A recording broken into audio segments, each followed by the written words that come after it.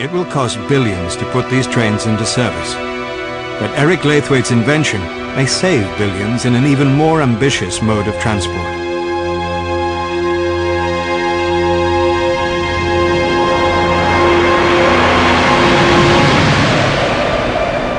Magnetic levitation is not science fiction, it's real. And we're going to see this technology used to carry people into space. Faster than a rocket and using a fraction of the energy, the Maglifter will be the first reusable space launcher.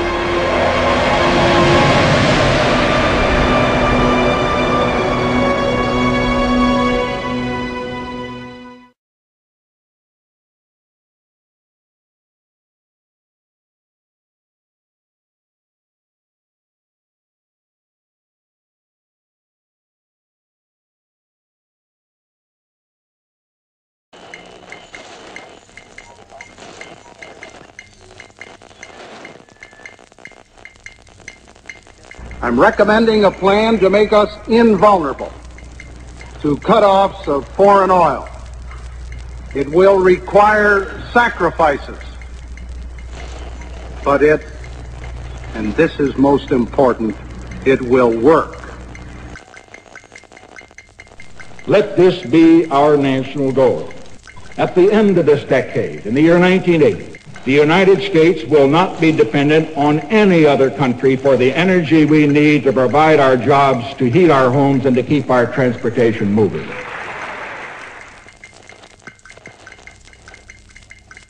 We must reduce oil imports by 1 million barrels per day by the end of this year and by 2 million barrels per day by the end of 1977. We must end vulnerability to economic disruption by foreign suppliers by 1985.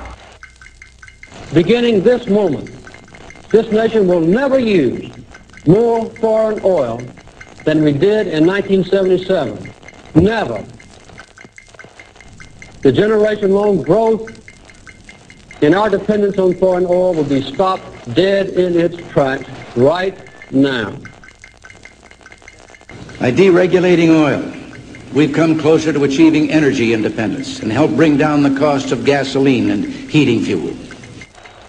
And I'll put incentives back into the domestic energy industry, for I know from personal experience there is no security for the United States in further dependence on foreign oil.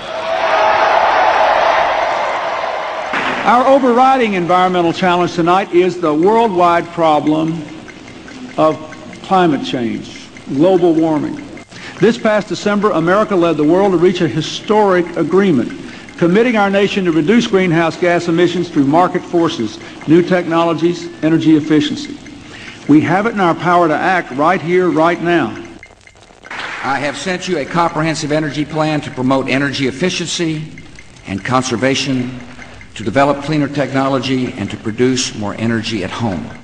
I have sent you Clear Skies legislation that mandates a 70% cut in air pollution from power plants over the next 15 years.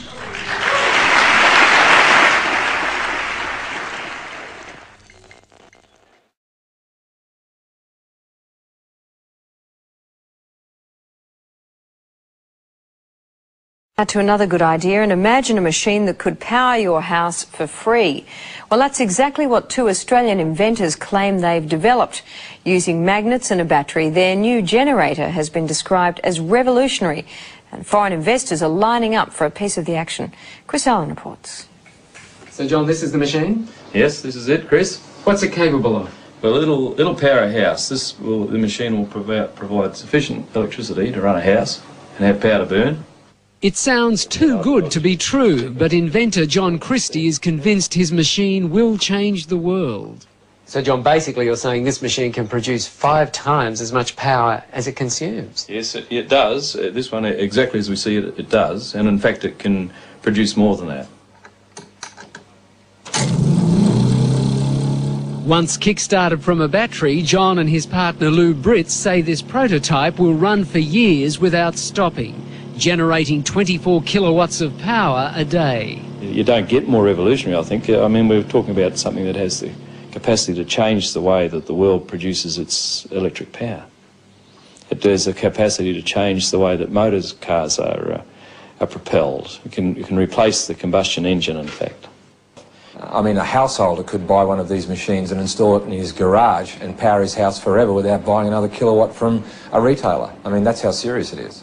Steve Brassington is an independent electrical engineer. He's seen the machine and backs up everything John says. It's revolutionary. That's the only way to describe it. I think the technology, it's not bending physics, it's just using principles that I guess are commonly in use in power generation today in a different way. These guys have thought outside of the square. Basically, it's magnetic attraction and magnetic repulsion that provide the movement or the moment of the motor. Can you understand why some scientists are sceptical about it? There is no physicist or engineer who has looked at our motor or has looked at our figures who says it doesn't work. Lou is an electrician and John a businessman in Cairns in far north Queensland. The two unlikely inventors have been tinkering with their machine for 6 years. They've applied for an international patent and have been swamped by people wanting a piece of the action.